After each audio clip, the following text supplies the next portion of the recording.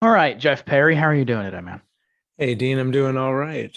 Thanks very much. It's great to finally talk with you. I know this has been in the works for a while.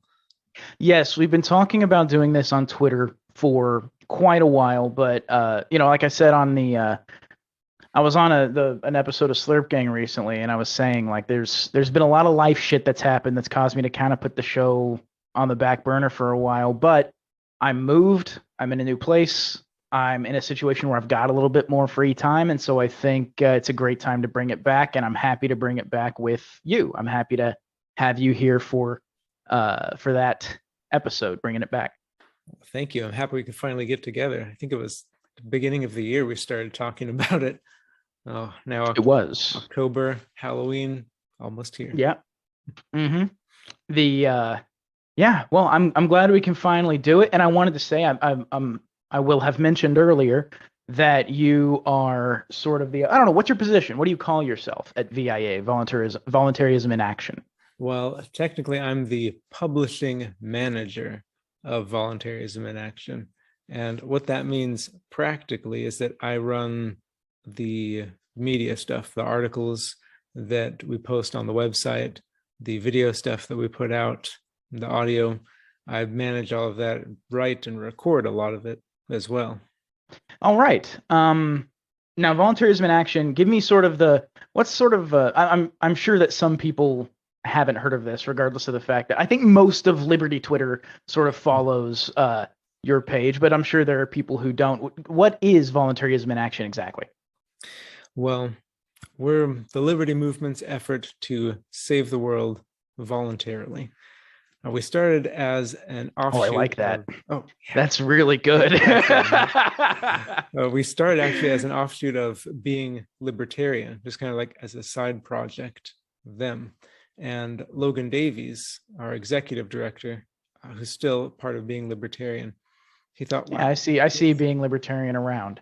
yeah, they're big. But Logan Davies, he said, you know what, this is really important. This deserves to be something more. So we kind of took it, made it its own thing, made it a 501c3. So it's a legitimate Yes. All the nonprofit legal charity. ducks are in a row. Yeah. Yes, that takes up a lot of time. Let me tell you, there's stuff he has to file every month to keep it legal, and it's crazy.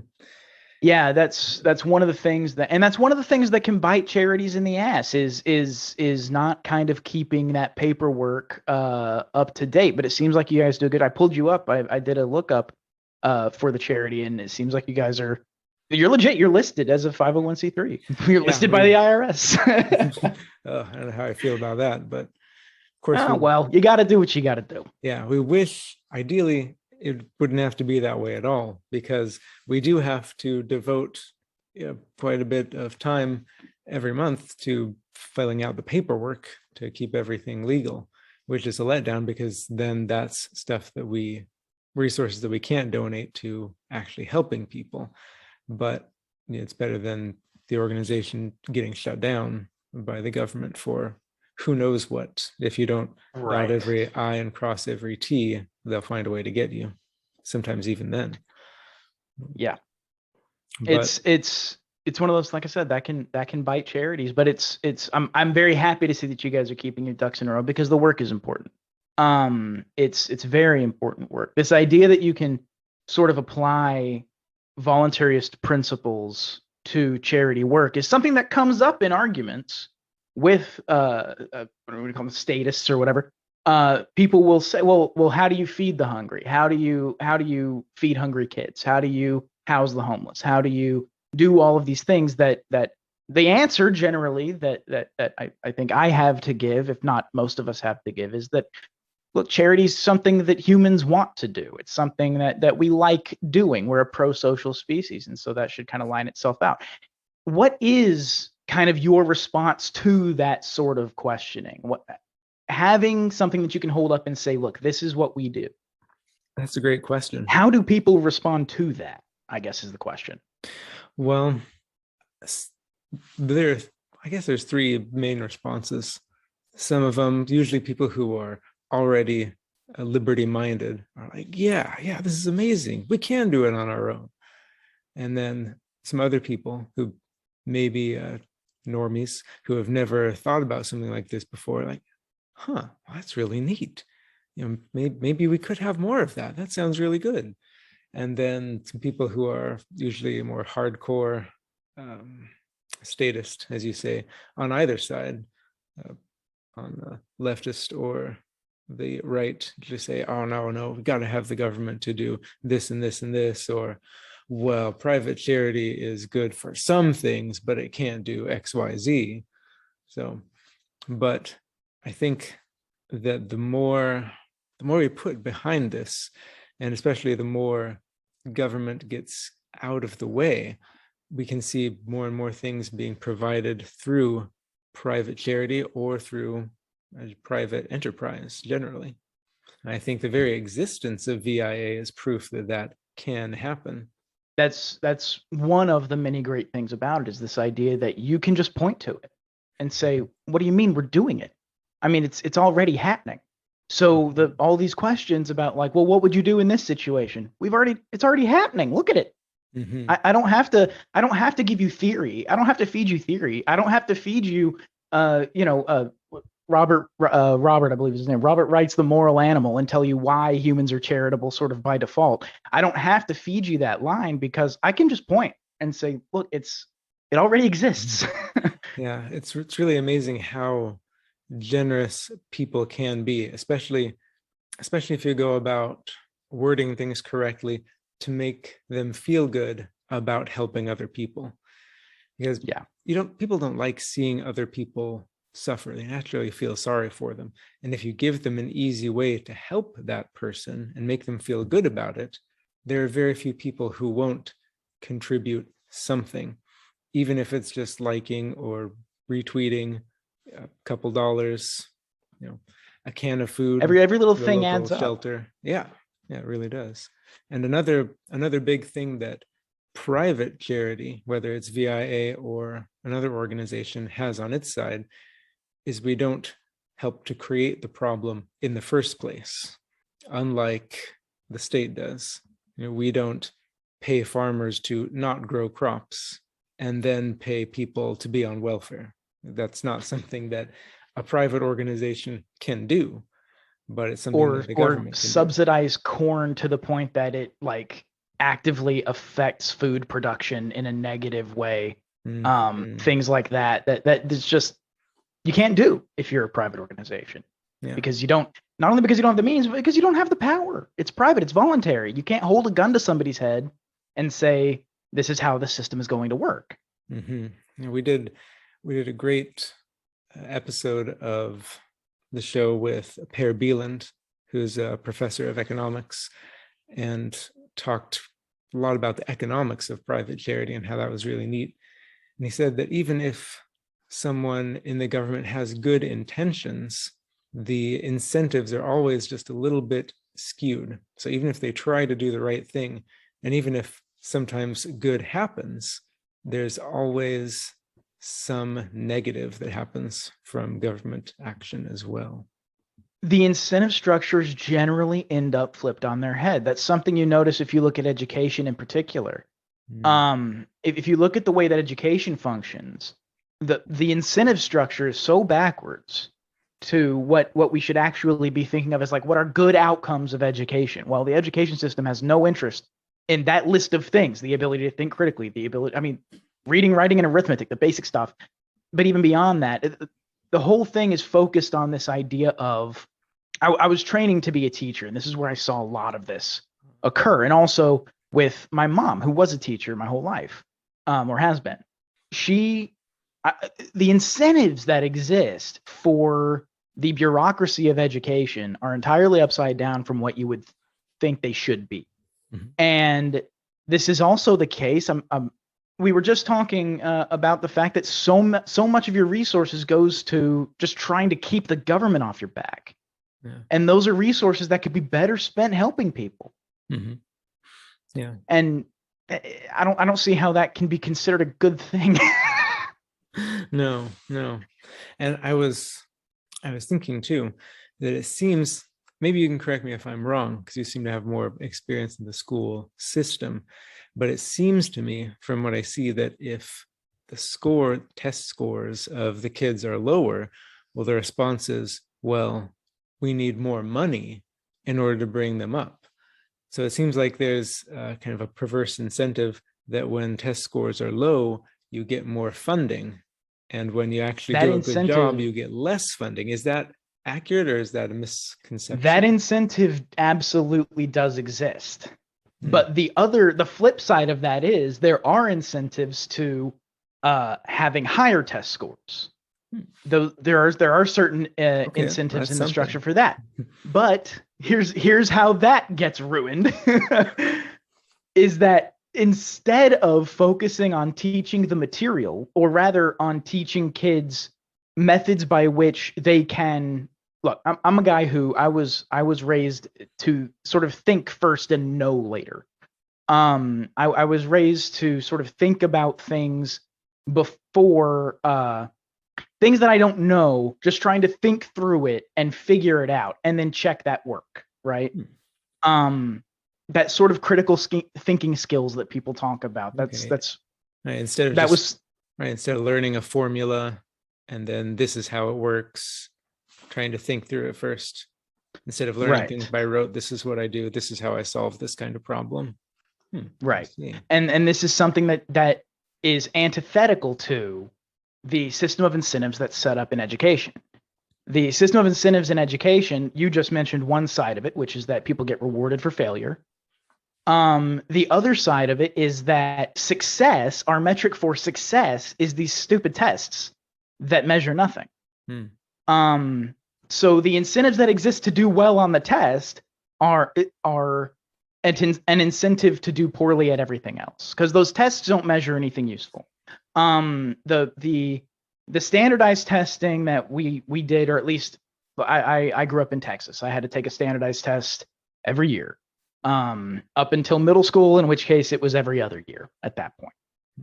Those tests don't measure anything except for how good you are at taking tests. And I know that because I can take a test not knowing half of what's on it and still do very well, because it's all multiple choice. Unless you're writing about something, and I was always a reader anyway. My mom was an English teacher. I was never going to have a hard time writing. But that's a circumstantial thing. That's not the school system's. That's not to the school system's credit. That's my circumstances. Right. So that incentive gets perverted too, because they're teaching you to take a test full of information that you're never going to use, half of which is wrong. I don't know if you remember your middle school history classes, but they're not good as far as history is concerned. I believe it. So yeah. Anyway, all of that to say, the incentive structures, even when they try to incentivize the right thing, they do it wrong. And this is true, really, if you dig into any sort of government program. You just mentioned paying people not to plant food. That's a program that I'm familiar with. Is this idea of leaving land fallow that could be farmland and getting a check. There's also there are incentives like that. Well, I mentioned corn earlier. Well, now we feed all the beef with corn because corn is so heavily subsidized. It's the cheapest food source you can get for beef cattle. Well, beef cattle aren't designed to digest corn. So now we have these beef cattle that we have to slaughter before they get so full of bacteria they're not usable. And then the fatty acid profile of the beef is less healthy than it could be if they were eating alfalfa or other greens. And then that affects heart disease and other diseases in humans who eat it. And it's just a cascading effect. So the point, I feel we've made our point. Every time the government gets involved, the incentive structure is totally off balance every single time. I think you'd be very hard pressed to find a situation where that's not the case. Yeah. And then you can contrast it. I mean, we have one of our ongoing initiatives is our education fundraiser. And for that, we usually ramp it up around this time of year because more people are starting school. And it's focused more on homeschooling and unschooling, but we don't completely cut out low-income public school families because they need help too sometimes. But absolutely, look, I grew up on the free lunch program, man. We did not have a lot of money when I was a kid. Mhm. And so that's one of those things that it's good that you don't forget about that group just because it's public school, because that's not the focus. The focus is helping people. Yeah, exactly. And the generally speaking, there is no group that's more interested in the success of children than their parents. And we've done several presentations. We talked with Carrie McDonald about how most people think that homeschool is just this big thing that they can't do on their own, and they have to trust the professionals to do it, and how that's just not the case. We try to give them resources, both monetary and supplies, as well as the background information so they can have confidence to execute homeschooling. And then circling back around to the incentives for private charity, we send out, often they'll send us, pictures with their kids, holding the books and the other stuff that they got, playing on a little electric keyboard and learning how to do that. And then people get to see the effect of their donations in these kids' lives. They get to see them making a difference. And that's more likely to solicit further donations from people in the future. Is that what your pinned tweet is right now? Is one of those pictures from one of those kids? Yes. I just love that smile on that kid's face. It's so nice. It warms my heart, man. It's really, really nice. Yeah, he's a cute kid. So we always love it when parents are willing to do that. And it takes a bit of bravery on their part, admitting that they took the help and this is my kid, but wow, the effect is just great. It's a glorious thing to see. I do want to ask you, I see that this is your pin tweet is related to that education initiative, but you guys do other things too. Can you walk me through, sort of, at least on a surface level, sort of some of the things that VIA does? Yeah, absolutely. So we have some ongoing initiatives. One of them I mentioned is the education initiative, where we try to help families with children who are trying to learn. Another is community development, where we just have some money set aside to be able to help lift people up and lift their communities. And that could be money going to a local soup kitchen or a local charity that's involved with the town, with the actual people. We have our urgent needs, that's the name of it. And that's some money set aside for people who come to us and say, hey, I don't have enough money to cover my bills this month. I don't have any food. If I don't pay rent, I'm going to get kicked out. And we've got some money set aside to help folks with that. And the fourth of our set initiatives is partner with Kids Compassion Charity in Sierra Leone to help out a village there, a local charity that works in Sierra Leone helping a village. That one's fun because it's kind of the classic, help these poor children in Africa, but we send money to them via Bitcoin. So the money goes straight over to the charity that's on the ground there, bypass all of the government nonsense. Not filtering through anyone who can skim off the top. It's going right to the charity that you guys work with on the ground. Mm-hmm, exactly. And so that one, I like that one a lot because it's got the classic charity element of help the starving kids in Africa, but also the very modern and liberty-minded. We're doing this with Bitcoin to get around all of the layers that the different states try to put over that. Utilizing crypto to sort of cut out the middleman. Exactly. So those are our main standard initiatives. And we also, as emergencies and disasters come up, we usually start up a charity, like a mini charity drive, to generate some funds to help those. For instance, the Hurricane Ida was the most recent one that we did.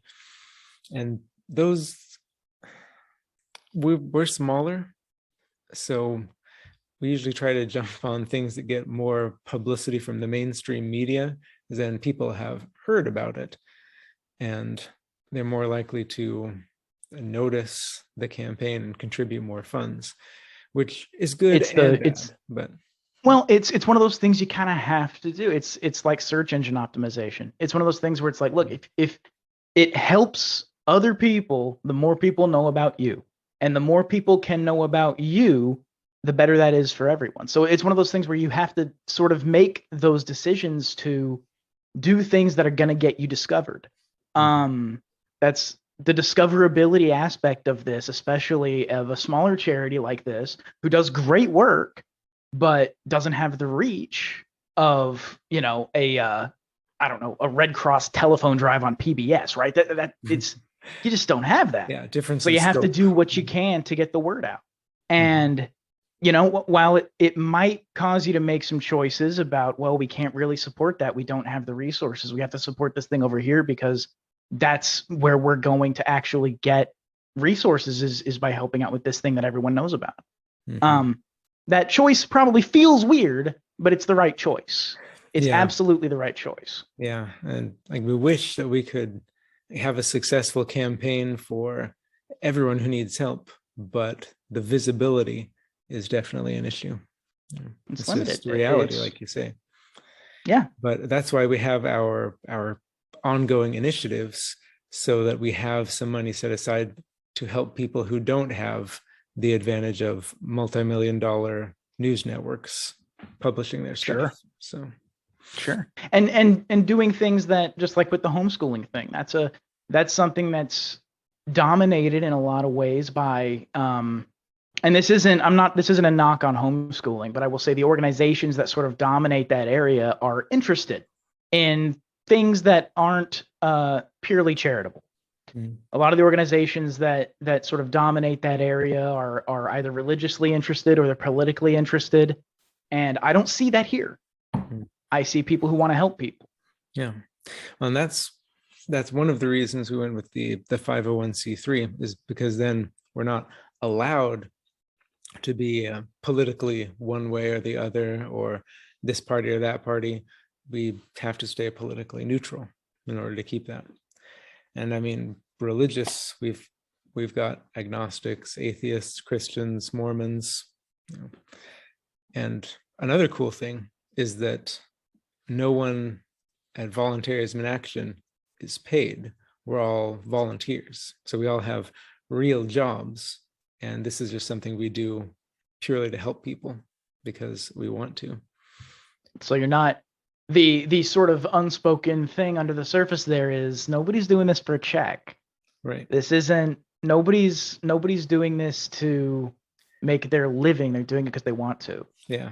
You don't help people for a living. Well, this is one of the things that if you dig through a lot of 501c's or if you dig through a lot of charities generally and you go download you can download as a PDF their pay rates, their pay schedules, and people are making millions of dollars. Yeah, from the working for charity. That's true. At the big ones. And it's a little, you look at that and it's like, is that best use of your money, really? Yeah. Yeah. Not only the best use of the money, but also, are you doing that much work when you're let's just say like a spokesperson for the Red Cross? You go on TV every week or so? Like, are you really yeah. Do you need that? It's one of those things. It gets weird in charity. If it were just a business, who cares? But in charity, it feels weird. It does. They're giving you the money to help other people. Helping yourself with that money, to me, it would feel weird. But that's one neat thing about having the market, is that you can, like you said, you can look around and you can find, okay, how much of this money is actually going to charity and how much is going into the pockets of the people who run it. And maybe someone is just fine with that. They're doing this great work. They can have some of the money. I don't care about that. And it's a scale thing too. Like, the bigger an organization is, the more money it takes to run it. So maybe they're fine with some massive portion of that going to, resources for overhead, basically. And whatever that overhead may be, it's one of those things that you have to look at aside for yourself. Yeah, true. And I'm not even against people getting paid for their time. If what you do is you work at a charity, I mean, get paid for your time. That's fine. But it's different when you pull down like the people on the boards of these charities making millions of dollars. It's like, that's not getting paid for your time. That's making Yeah. money. Put that much time into it. Yeah, exactly. And then again, even there, we can compare it with government welfare or public aid, as they call it, because then you don't even know how much the person is getting. And all of that money is not donated, it's taken from people in taxes. Right. And again, there's that incentive problem that we mentioned earlier, because the more people are on the welfare rolls getting that public aid, the more money they get. So the incentive is to keep people on the public aid. To keep those roles expanding, and the incentive structure is there too on the recipient of that welfare. There is an incentive there, and I'm not casting aspersions at people who need assistance. That's not what I'm saying at all. No. But there is an incentive there to stay on it or to increase it or whatever that may be. We did see this with the COVID, with the what was it, unemployment benefits that people were getting were more than they were getting at their job before COVID. So there were places that were trying to open back up and bring their people back, and the people were saying, "Nah, I'm making more money staying at home." Yeah. And that's certainly a perverse incentive of that kind of system. Yeah, I've known that to happen even before COVID. I've known people who, I just need this boost to get through, and I don't want to take this money from the government, but it's either that or feed my family. And then I've known people who are like, no, I can't get a better job because then I'm not going to get that check from the government. I'll be making too much money. Right. So perverse incentive. There's a bubble there. There's a bubble there where people who do need assistance, but they exist on the bubble where it's like, if I take on another part-time job, my net decreases because I'm going to be making too much for the government to give me the money, but not enough to match what I have right now. That is a bubble that exists in the system. It exists in the tax system as well. Yeah, that's pretty crazy. So it's a very it's a strange thing. But some of those initiatives, I'm sort of looking through under your causes section on the website. That's viaction.org. Under your causes section, I'm looking through some of these, and this is just great stuff, man. Thank you. Absolutely wonderful. And the last thing, the community development stuff, keeping things local too. I love seeing that too. I'm sorry, continue. I was going to say the last thing we do is we try to let people know about voluntarist and liberty philosophy generally, because I think it's part and parcel with the way we do things and how we do things and how we try to help people is that message of liberty. And that's I think one of the big problems that people often have when they hear about libertarians or voluntarists, and they say, oh, well, all of that's good in theory, but how's any of that actually going to work? And we try to show that through philosophy articles, through our actions, and try to spread the message of liberty. We've got some really good folks who are our meme lords, and almost all they do is make these great memes that we're always pushing out. I don't know how they make so many, but it's amazing. So we're always getting those out. This is the first one on the page I'm scrolling through, September 15th. The secret ingredient is crime. Whenever someone says the government does better than the private sector, but you know why it looks that way, the secret ingredient is crime. That's hilarious. And true. Very true. That's excellent. So I was looking. I've mentioned your Twitter a couple of times there. That's at Act Voluntarily. At Act Voluntarily. There's no symbols, just those letters. Act Voluntarily.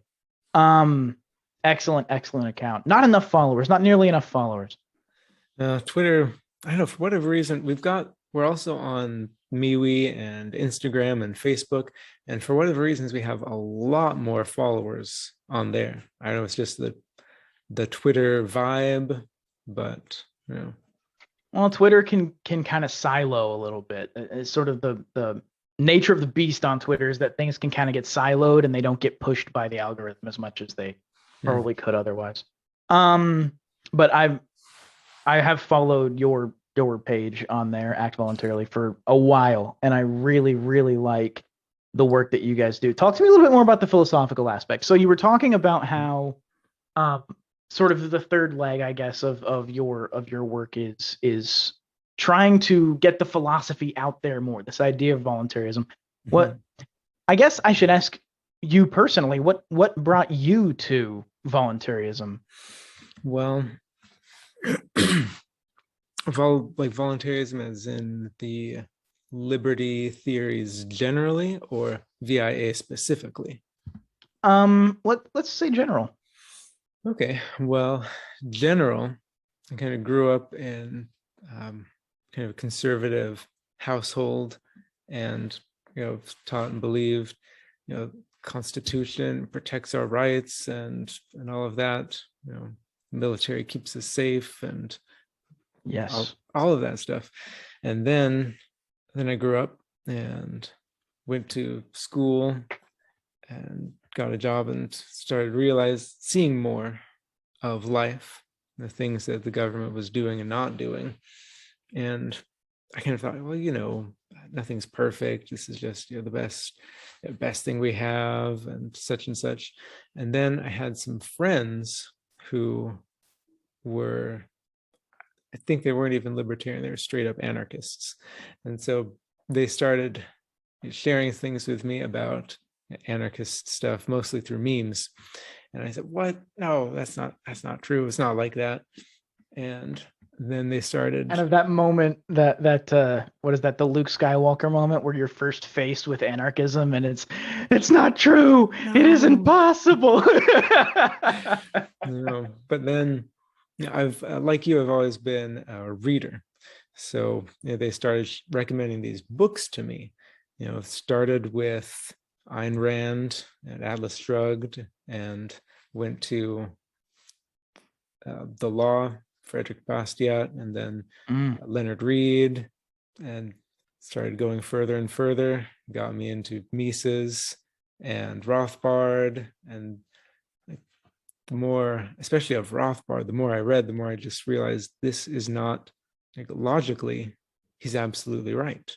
There's no way I can take apart this pattern of liberty that he has. And it's relatively unassailable because it is so consistent. Exactly. And it is so internally consistent. And that was what really, really impressed me, because I came to realize that all of the arguments for the state and for the government, not governmental functions, but the organization, the government, they all involved special pleading of one kind or another. This isn't right when someone else does it, but it's okay when the government does it. Well, we should compromise our morals in this way because whatever practicality or whatever they believe the practicality of the situation to be, we have to compromise our morals here, here, and here in order to have a military, in order to have roads, in order to have, because morally, everything that's built up to that so far, we would say is morally reprehensible. But we have to compromise on those morals here, here, here, and here because I can't imagine another way we could possibly have a military. Yeah, if we don't, of course, terrible things are going to happen. Yes. The sky will fall. The government holds up the sky, and as soon as you get rid of the government, the sky comes down. That seems to be the position from which people approach the conversation. Yeah, and Rothbard was the first person I ever read who was perfectly consistent in that and said, no, this is wrong, even if the government does it. And who not only did that, but who said it doesn't have to be that way. Here are some other ways that things could work without one organization having a monopoly on violence. And new world opened up. Yeah, it was amazing. It feels like a different world because in a way it's like reading about an alternate universe. It's like reading about an alternate universe in which you get rid of this idea of the monopoly on legitimate violence. And as soon as you get rid of that idea, as soon as you say that's a no-go, the universe that gets built up around that is the same in a lot of ways as the one we live in now, but there's something fundamental at the core that's slightly different that sort of changes it in a way that makes it feel foreign and makes it feel and I think it's why people respond in the way that we were talking about, where they respond like, no, there's no way. Well, it's because that little core thing has changed, but if you build up the world around that, it works. And I think it's because the state is so omnipresent that people have a hard time even conceiving of a world where it's not there. But this is something Ace likes to say when people are talking about roads or whatever, the internet, or what he likes to, I believe Ace says this, he might have gotten it from somewhere. I don't know. He's prolific in his own right. But he says, if the government made bread, you would be arguing that that's the only way we would have bread. Yeah. What was I going to say? I'm sorry, I broke in there. That was too good of a point. It just. Yeah. Well, it's Ace. What can I tell you, man? He's incredible. Great. Yeah, he's great. But yeah, you were talking about you kind of came to Rothbard and sort of began to understand this idea of getting rid of the monopoly on violence. Yeah, I remember what I was going to say is that he made the point that really resonated with me, that liberty is the natural state of mankind, and that we don't have to give that up to have the nice things. In fact, that always makes it worse because of the nature of the state. And especially his book Anatomy of the State drew it out really clearly and concisely. What the state is a parasite, a predatory organization, and society just doesn't need it. One of my favorite quotes from Rothbard, because it's a tough battle trying to teach people and convince them, as we were talking about earlier. But Rothbard said that libertarianism, broadly speaking, will win eventually because it and only it is compatible with the nature of mankind and reality. And that really resonates with me when you see the latest terrible thing that the government is doing. Eventually, it will win because it can't be another way, and humanity is surviving and thriving. The nation state, as we imagine it today, is a relatively recent innovation in human history. It's not an old thing. It's a very new thing on the long tail of anatomically modern humans. On the long tail of our existence, the nation state is a recent innovation. It's an experiment, and I think the point that Rothbard's making there, and I'm probably the point that you're making, is that this is an experiment that's doomed to fail. It's wholly incompatible with everything that we are. If you read something like The Moral Animal, which is one of my favorite books on the subject, or I actually am almost finished reading The Social Leap, another great book. I can't remember the author of that book. I know Robert Wright wrote The Moral Animal, but I can't remember Social Leap. But The Social Leap talks about this idea that like early anatomically modern man invented the separation, like I can't remember the term for it now. Specialization of skills in an economy. There's a specific term for that, and I can't remember what it is. But I know what you mean. But this was invented. There are elephant butchery sites from early man. Division of labor. Is that it? Division of labor. That's the term. It was invented by very, very early man. There are elephant butchery sites with stations, and each individual station would have a different job at this station. And you can see the site it looks like a factory. It's like you go from one station to the next, and everyone's doing a different job. And that was early man invented that. We're designed to be sort of this pro-social species. It's an incredible thing. And again, Moral Animal, I can't recommend enough. But in any case, I think that's a very salient point. This idea that using a monopolization of violence to accomplish these things is not compatible with who we are as an animal. Especially since in the state, it doesn't attract the people who are best at doing a certain job. It attracts people who want power to do things. And I'm not saying that every person in government is a power-hungry megalomaniac. Some people really want to help other people, to be good at whatever job they do. But the overwhelming majority of people it attracts, or I should say, it attracts a preponderance of people to the state because they know people can't say no to their edicts. Or they think even if we were to give them the benefit of the doubt, which I don't necessarily think we should, but even if we were going to do that, we would say they think they know better and they want to be in a position where they can tell you what better is. Mm-hmm. And that is, and it might come from a place where they truly think they know better, but they don't. Boy, if we haven't seen that over the past year and a half, let me tell you. We were talking a little bit earlier about some of the COVID stuff. What have you seen, especially? I don't know what you do in your personal life, in your sort of in what your day job is. As you said, you've all got day jobs, and I don't know what that day job is, so I don't know what you would have seen there. But from the position of working at VIA and other things, how have you seen this affecting? How have you seen the government's response to COVID? And I use those words on purpose because COVID didn't shut down the economy, the government did. Mm-hmm. What have you seen sort of happening in the world, just from your perspective?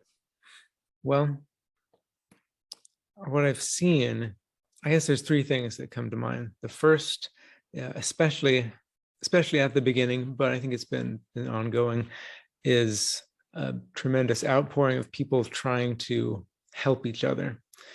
Even little things. At the beginning, there wasn't, I think, this big divide where some people think that it's a matter of life and death, and other people think this is all completely bogus. I think most people thought, okay, this is really serious. We got to pull together. We gotta beat this.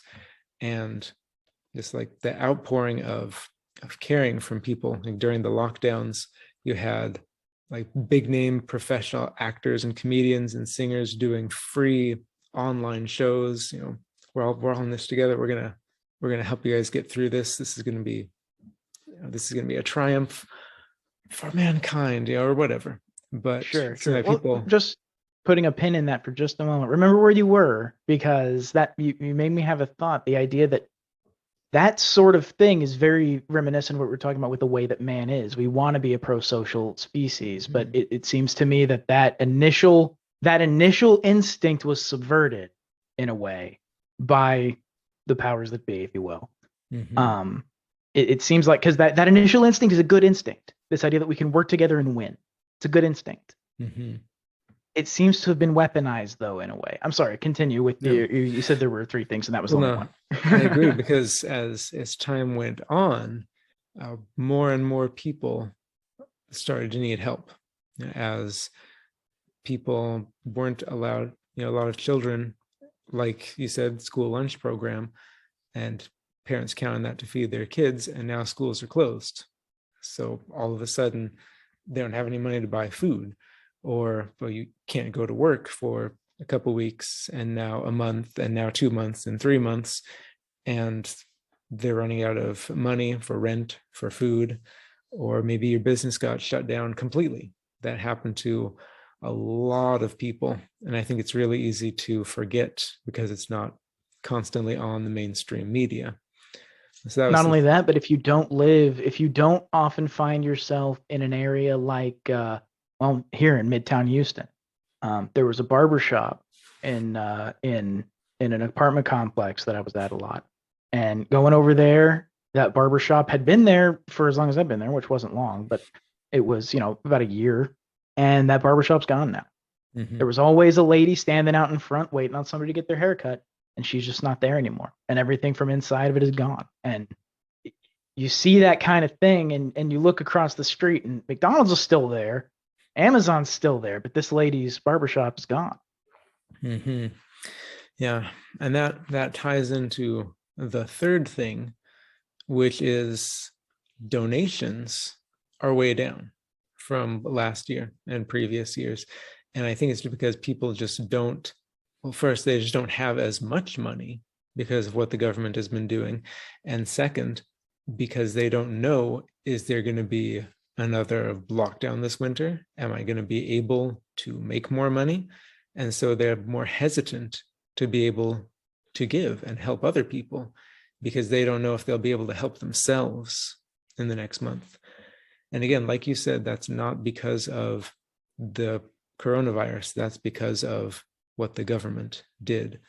The coronavirus, that at the beginning, that caused everyone to band together. We're all going to help. We're all going to get through this.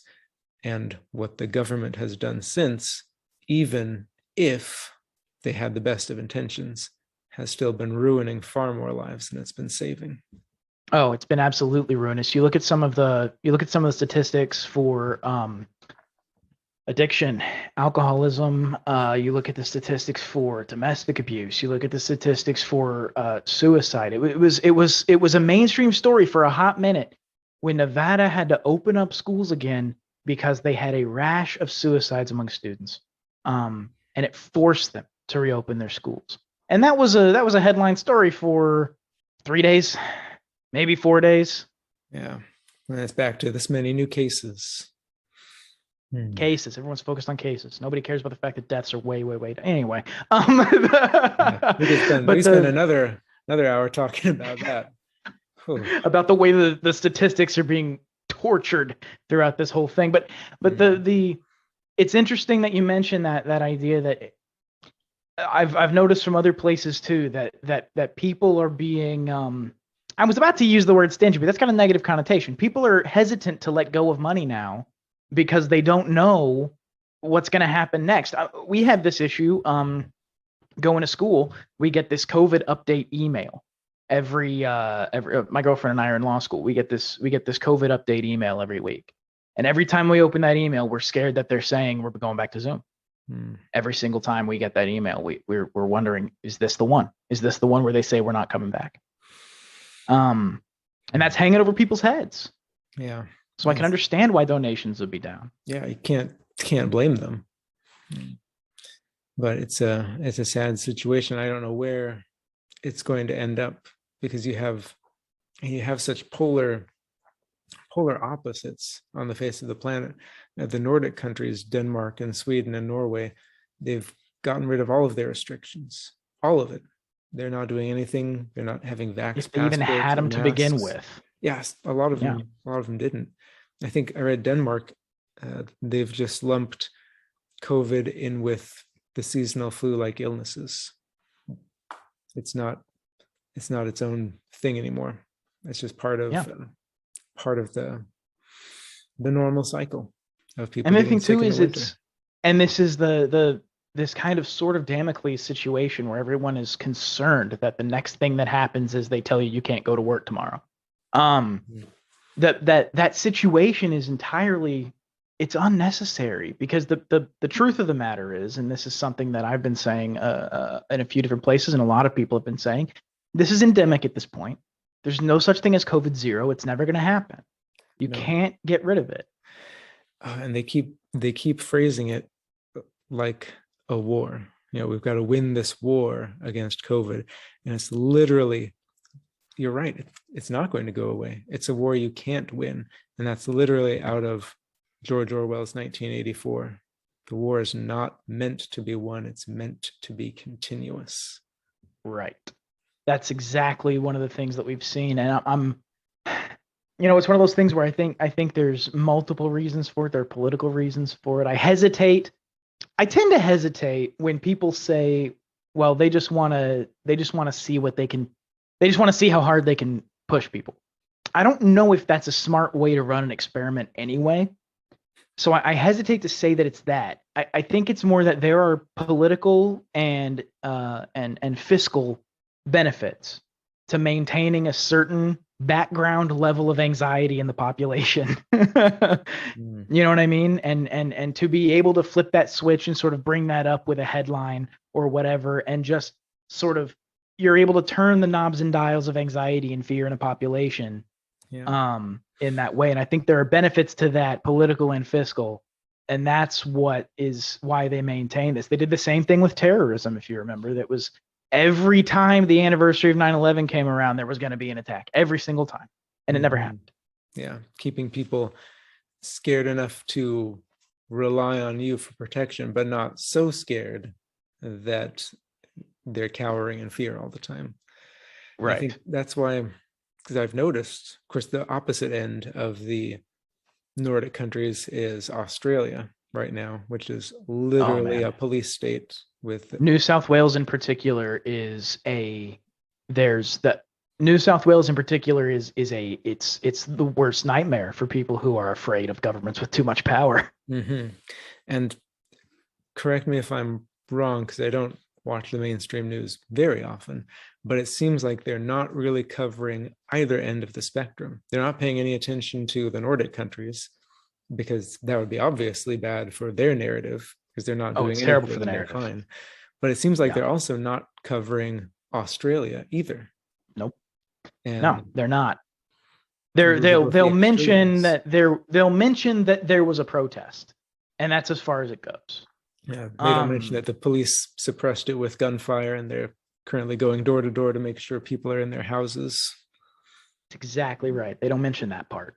They mention the bit about there being a protest because that's titillating, and then they skip the rest. They're not concerned about it. One of the things I've noticed in the mainstream too is they'll focus on things like Florida, for example. When we were talking about this a little earlier, we spent about 2 minutes before we started talking about sort of what we were going to talk about a little bit, not much. But you had mentioned Florida in particular. One of the things that I saw and that I've seen with the coverage of Florida in particular is that people are treating Florida as if it's this terrible, horrible, awful place with piled corpses and yada yada yada. But if you actually look at the data, they're in the middle of the pack as far as the United States is concerned. They're doing okay. Mhm. It's so strange to me that they can just manipulate that and nobody cares. Yeah, I've seen a lot of charts shared by such people, and they always list, like, they always put Florida at the top with the number of deaths, and then some other states below it, but they don't include all of the states. And when you get all of the states in there, especially age adjusted, because they got a lot of old people in Florida, people They like do. to retire there. So even considering that, they're doing really well. And you can stack it up with places like California, who have had all kinds of crazy restrictions, and they're not really doing any worse. Certainly, if all of the restrictions and mask mandates and vaccinations were as effective as they say they are, you'd think they'd be doing a heck of a lot better than places that aren't doing any of those things. You would expect that there would be some correlation, but it turns out there's really not. If you put states that had very heavy lockdowns, very heavy restrictions, if you put those states on the same graph with states that didn't, there's no real correlation. They're all over the place. Mhm. It depends more on things like the age of the population, how healthy is the population, how much comorbidity is there just floating around in the population before COVID. Mhm. It depends on a lot of factors and how hard you locked down and how many events you canceled and how many people whose jobs you killed. Turns out it doesn't really matter all that much Yeah, as all these unless other things. yeah, unless you totally isolate people and lock everyone in their houses. But at that point, they're not even it's not even worth being alive, I would say. They're Yeah. not even Uh, human anymore. you're at the most unfree point of the unfree life outside of being in prison, Mhm. um, because you're on house arrest Essentially, effectively. yes. It's the inability or rather the dishonesty of a lot of the coverage that I've seen, and I think that's instrumental in some of the trends that you talked about seeing, or you're seeing fewer donations and things like that. People are scared. Mhm. People don't want to let that money go. People don't know if they're going to work tomorrow. And I think that's at the moment just how they want it. Maybe, maybe, and we can They hope. being the government, the people in Yeah, control. yeah, Yeah. and we can hope that more people will catch on and realize what's going on. But 'cause I think there's the possibility of them trying to crack down, like in Australia, and things get much, much worse. And I think there's the possibility of, like, the Nordic countries, them just saying, that the government saying, you know what, this isn't really working after all, so it's all going to go away. But then there's, I think, the more likely possibility of it kind of just fading into the background a little bit, but them ready to snap their fingers and bring it all back in an instant. And I think it'll That seem sort of better because people kind of forget about it, and they'll think, oh, okay, we're back to normal now. But the precedent will be there, and they're ready to bring it back at any time they really think is convenient. Because that's the terrifying part, is there are a lot of precedents that have been set during this whole thing. The idea that you can just shut down whole sectors of the economy on the basis that they're not well, what was the word they used? Essential. Essential. Yeah. The idea that you can just shut down entire sectors of an economy on the basis that they're non-essential. It blows my mind. Yeah. That's the kind of thing that someone who doesn't understand anything about economics would say. Because if something isn't essential to the person who's doing it or the person who's receiving the service, it's not going to get done. Yeah. And that people say, oh, entertainment, try to live your life without any entertainment. It's not going to last. It's no good. No. It's no good. No. Yeah. I see it. I see certain kinds of law students will undertake that experiment in the belief that it's going to make them do way better in school, and they end up doing okay. They're not. It's not really worth it. We need that. We need that as people. Yeah. Is that? It's. I just don't. And it creates the one thing that I'm. If we're looking for silver linings, it creates all the more need for organizations like VIA. When you have a situation where you've got a lot of people being made desperate by circumstances out of their control, it creates all that much more need, especially with the school thing. The organization working with homeschooling and trying to get those resources into people's hands. There's a lot of people who don't trust the school system anymore. Yeah, and who can blame them after the past? Absolutely no one. On that, yeah, that made me think too of the fourth possibility that I had mentioned earlier of all of this going, and that's just secession. People deciding, okay, you guys, California, New England, you can go and do these lockdowns every winter when people get the flu again.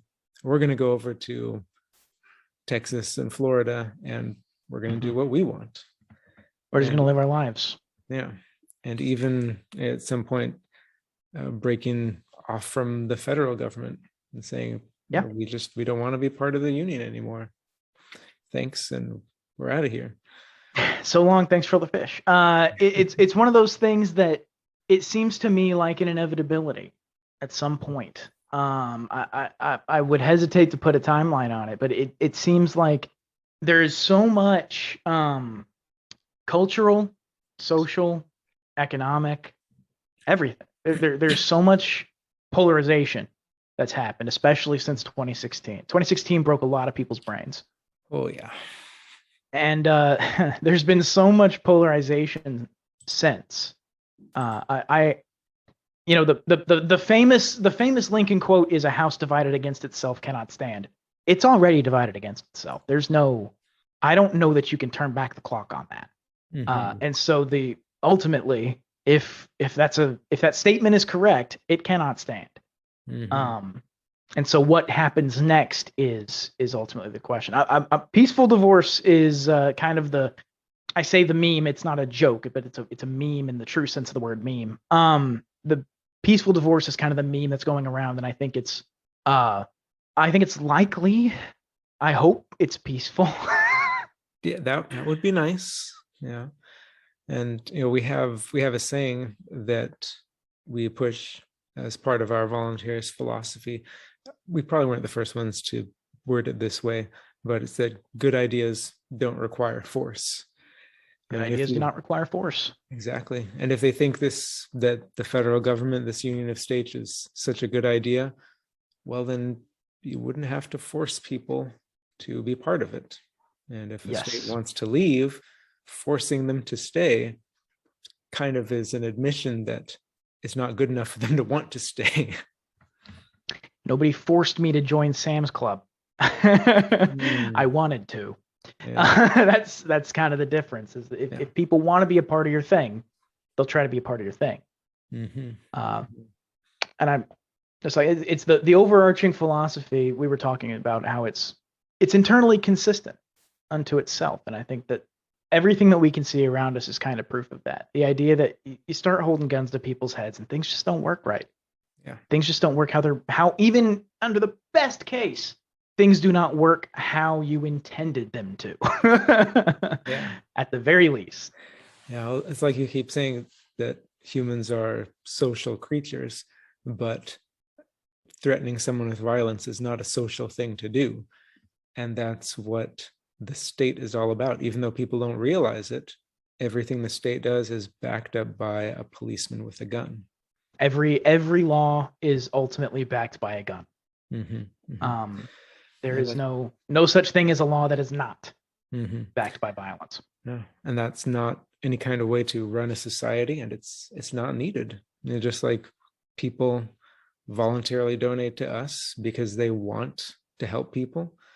People want roads. They want the nation to be safe. They protect the borders and all of that. They want, even some people who don't think they want police.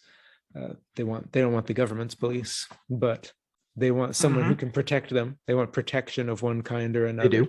And that's something that people will find a way to get, something in a way that they want to have. Like you said, not the way that the government thinks is best for them. This is something that, I mean, look, in my own life, and I wrote a piece after I kind of realized this, I wrote a piece, but the idea that I was served by cooperatives up until I moved here. I've been served by cooperatives for some essential thing my entire life. I was born. I spent the first 5 years of my life in rural Oklahoma. Telecom co-op, electric co-op. Everything was a co-op. I moved to West Texas. My electric was still a co-op. I mean, it's one of those things where people can come together to get what they need, and they want to. It's part of our desire as people to come together to get what we need.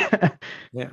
And I think we're an example of that. And I think if even, we like to say, get the government out of the way, but even if we just got some more space from the government to do things like this, I think more and more people would be on board with that. Like, I mean, even I was saying it proves your point that you've built a number of things with regard to this organization on the internet, on the idea of crypto, you get some space from government and you can immediately start making a difference. Yeah, and even, let's take baby steps. Let's not say, well, I get rid of the government.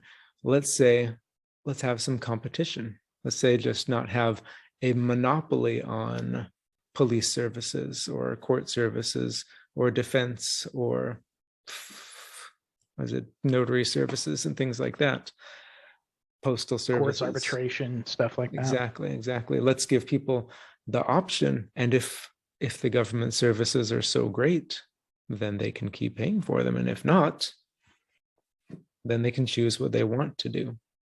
There are cases where that's already the case. I know in my time learning, going to law school, and I'm very interested in like contracts and stuff like that. In my time sort of learning about that, most disputes of these kinds are solved in private arbitration anyway. And one thing that will happen a lot will be the courts will say, we don't want to hear this dispute right now. Go to arbitration first. If arbitration fails, then you can come to the court. That's that competition. And frankly, it looks like the private system is winning because not even the courts want to hear these disputes. They're sending people to private arbitration. Nice. That's really cool. That's good to know. Yeah, it's good proof sort of for the philosophy that you're talking about, this idea that if we just get a little bit of competition in, stuff ramps up real fast. And private arbitration is one of those things. And I think, I frankly, you're in competition at VIA. You're in competition with government. Can we provide these things to people better than them? And I think the answer, even with as limited as the resources of VIA are right now, and I say right now because I do believe that this organizations like this are the future of charities. But even with as limited as those resources happen to be at the moment, you're already doing better. I guarantee that you are spending the money in a much more economical way and making more difference per dollar than the government could ever dream of. We certainly like to think so. And from what I see of the government, that's almost certain. But, absolutely. You know, oh, go ahead. I was going to say, I can guarantee any of your listeners, any of our listeners, if you want to come donate, we can guarantee results. It's going to get to someone who needs it. And, if you want it to go to a certain place, to the crypto for the African village, or, someone local in your neighborhood. And, even if you don't go through us, if you know someone locally that you want to help, there's nothing stopping you from doing that. And, we love to make a difference through our organization. But if you guys do it individually, that has just as much, if not more, power. And there are a number of people who I've seen on Liberty Twitter is really good about this, about sharing GoFundMes. Yes. and things like that for people who really need help in the community. I think the last one that I saw that really got some traction was, I believe, I could be totally wrong about this, I think it was Duncan Lemp's girlfriend, Duncan Lemp, who was killed by police. Yeah. I think that's the last one I saw that really got a lot of traction and spread, and it's great to see that kind of thing. Yeah.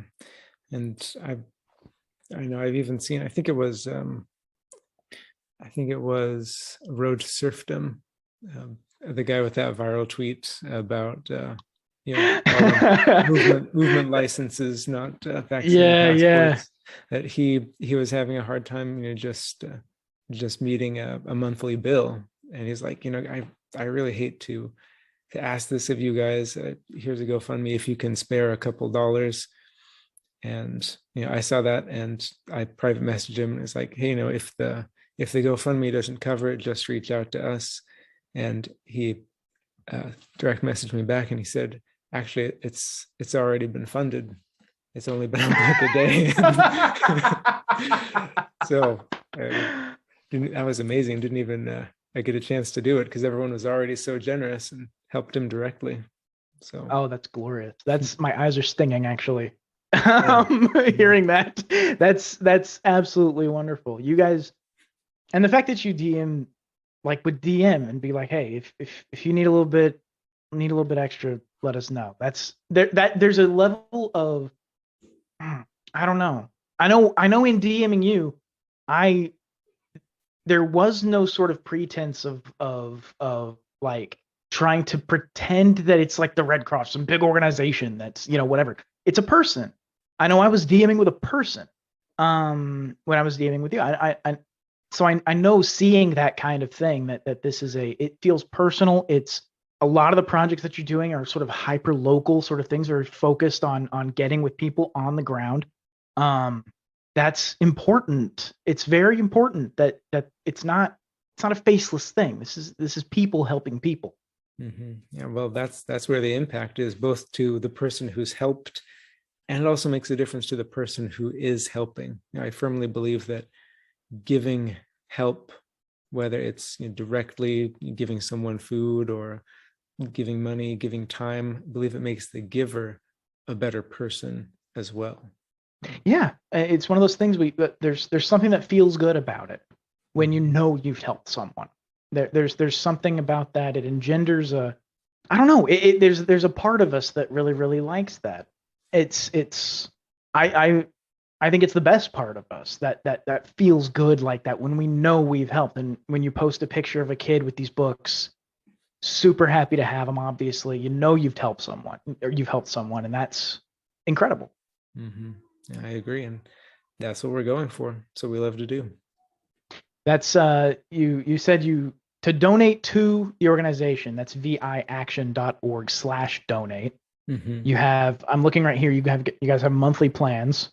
You can do a one-time donation, or you can donate on a monthly basis, which actually I think I'm going to sign up. I think I'm going to sign up to give you guys money monthly. I know I think I've Thank you. donated to you once before, but I'm not positive about that. Don't hold me to that if you go looking through records. But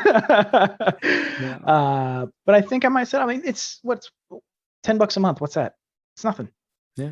For a lot of people, that's nothing. You're not even going to notice that. That's less than Hulu. That's true. That's true. And if you're interested in specific things, like I say, we've got those initiatives that you can donate directly to, and the money will go right to that. And even if you just want to follow us on social media, you know, when a big thing happens, we usually put out a fundraiser to help people affected by it. Storms, fires, natural disasters, unnatural disasters. Yeah. Unnatural disasters is a good way to put it. Mm-hmm. That's I do want to look, you guys do have a thing here that calls out in particular, irrespective of color, race, religion, or political beliefs, complete strangers follow the compassion in their hearts that drives them to engage in a simple act, lending a hand to a fellow human. That's meaningful. Yeah. I mean, I think especially a lot of people nowadays, political divides are where it's at. What's really dividing people. You know, it used to be color or religion, but I think politics is the big one now. And it is. You know, a lot of our donors are conservative or liberty-minded, but some of them are leftists or liberals too. And if someone comes to us for help, we don't go through their Twitter or Facebook making sure they have the right kinds of opinions. Someone needs help and they come to us. If we have the resources, they're going to get the help. If we do vet people though, to make sure they're not just trying to take advantage of us, because we value, of course, the money we get. And we do have some people who, well, you have to do that as a service to the people who donate. You have to make sure that that's going where they think it's going. Mm-hmm. That you have to make sure that that's going where the people who donate want it to go, and that's to helping people. And if someone's trying to take advantage, you got to make sure that's not happening. It's if you didn't do that, it would be a betrayal to the donors. So that's true. Absolutely necessary. It's always a little awkward though. Like someone comes asking for, you know, like a laptop for their kids, and like we just gave you a tablet for them like last month. What? Yeah. What? Yeah. So it's always awkward. Have to kind of turn those down, but fortunately, I'm just the guy who does the publishing stuff. I don't have to do that part. So yeah. Well, it's one of those things that just like that. There are tough decisions when you're dealing with this kind of, when you're trying to be charitable. There are tough decisions. I mean, even someone who donates to your organization are doing so. That money's finite.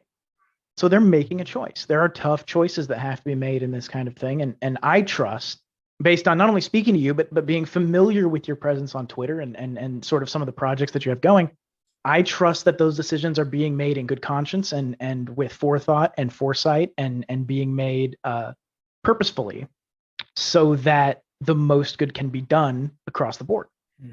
Thank you. That means a lot. I feel it.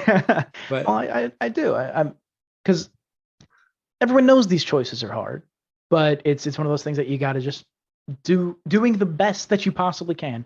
And I trust that Voluntarism in Action does the best that it possibly can in making those choices. Thank you. I appreciate that. And I know we really try to. Speaking of hard choices, though, I love talking to you, and we should do it again. But I can hear my kids upstairs. They're awake from their nap. So okay. Well, we've been going for over an hour now at this point. So it's a pleasure speaking to you. I'm so happy we were finally able to do it. I am so sorry that it was delayed. Life happens. Yeah.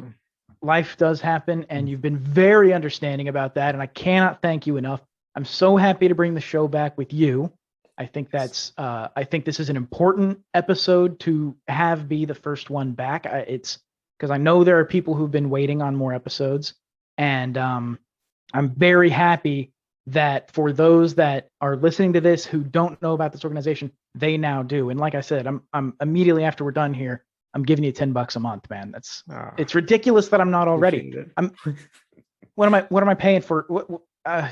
What's Netflix doing for me? Absolutely nothing.